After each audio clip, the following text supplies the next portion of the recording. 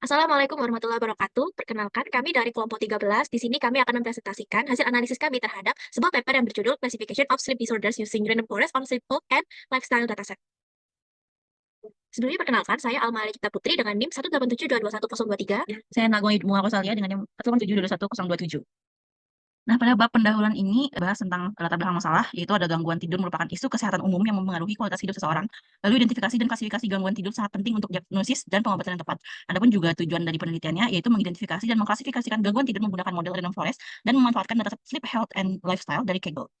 Lalu deskripsi datasetnya sendiri, data ini mencakup fitur terkait kesehatan, gaya hidup, dan karakteristik tidur seperti durasi dan kualitas tidur, tingkat aktivitas fisik, tingkat stres, kategori BMI, tekanan darah, dan detak jantung.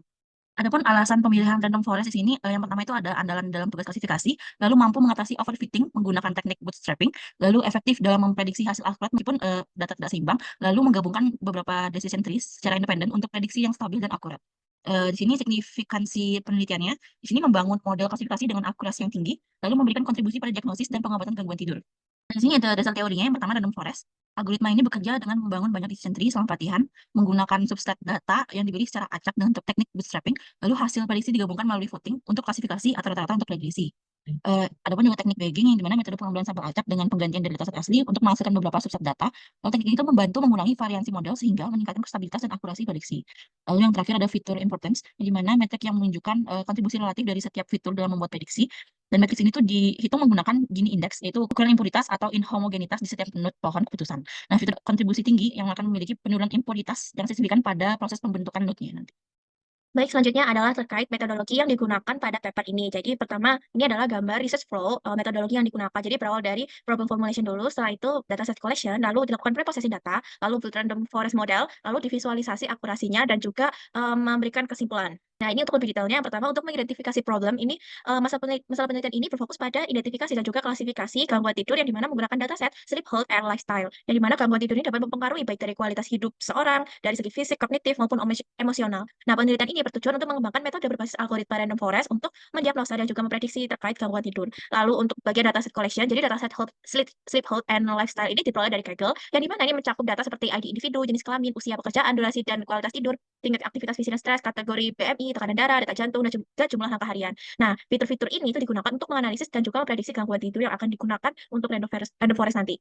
Lalu selanjutnya adalah dilakukan preprocessing data, yang dimana hal ini harus dilakukan dalam bukan algoritma apapun itu. Nah, preprocessing data ini meliputi yang pasti pertama membaca dan juga memahami dataset. Lalu yang kedua adalah memilih fitur yang relevan. Lalu yang ketiga melakukan one hot encoding, yang dimana ini untuk mengonversi data dari kategorikal menjadi numerikal. Lalu membagi data menjadi subset bagian yang data dilatih dan juga data yang diuji. Lalu yang kelima adalah menangani data yang hilang atau none, yang dimana ini selanjutnya menyeimbangkan kelas data dan juga menstandarkan data. Lalu selanjutnya adalah menggunakan Gini index untuk menentukan kualitas pemisahan pada setiap simpul pohon keputusan. Nah, Gini index ini membantu bangun pohon keputusan yang optimal dan efisien dalam model random forest. Yang dimana rumus Gini index adalah sebagai berikut.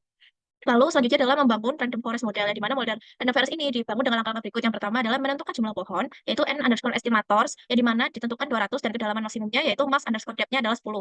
Lalu kemudian membentuk pohon keputusan menggunakan subset data secara acak, lalu menggabungkan hasil prediksi dari setiap pohon untuk menghasilkan prediksi akhir, dan mengevaluasi model menggunakan metrik seperti akurasi, precision recall, F1 score, dan matriks kebingungan. Model ini mengatasi masalah overfitting dan memberikan hasil prediksi yang stabil dan akurat terkait gangguan tidur.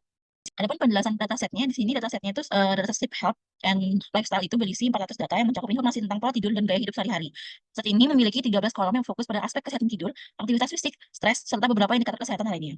Ini ada penjelasan atributnya. Yang pertama ada person ID, di mana ID unik untuk setiap individu dalam datasetnya. Lalu ada gender, yang mana jenis kelamin individu, laki-laki dan perempuan. Lalu ada age, yaitu usia individu dalam tahun. Lalu ada occupation, yaitu pekerjaan atau profesi individu. Lalu yang kelima ada sleep duration, durasi tidur harian individu dalam jam. Lalu ada quality of sleep yang memiliki skala 1 sampai 10, yang dimana ini adalah penilaian subjektif kualitas tidur. Lalu yang ketujuh ada physical activity level, yang dimana ini adalah waktu yang dihabiskan untuk aktivitas fisik per hari dalam menit.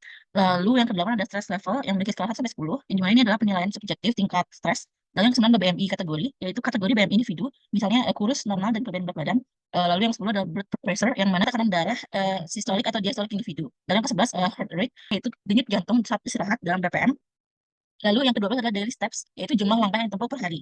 Yang ke-13 adalah sleep disorder, yaitu adanya gangguan tidur pada individu, yang dimana sini ada tiga, tidak ada insomnia dan sleep apnea. Catatan tentang atribut sleep disorder yaitu ada non, yaitu tidak ada gangguan tidur artinya. Lalu insomnia, artinya kesulitan tidur atau tetap tidur berdampak pada kualitas tidur. Lalu ada sleep apnea, yaitu henti napas saat tidur yang menyebabkan gangguan pola tidur dan risiko kesehatan. Adapun juga referensinya seperti berikut. Sekian presentasi dari kami. Mohon maaf bila ada kata-kata yang kurang berkenan. Wassalamualaikum warahmatullahi wabarakatuh.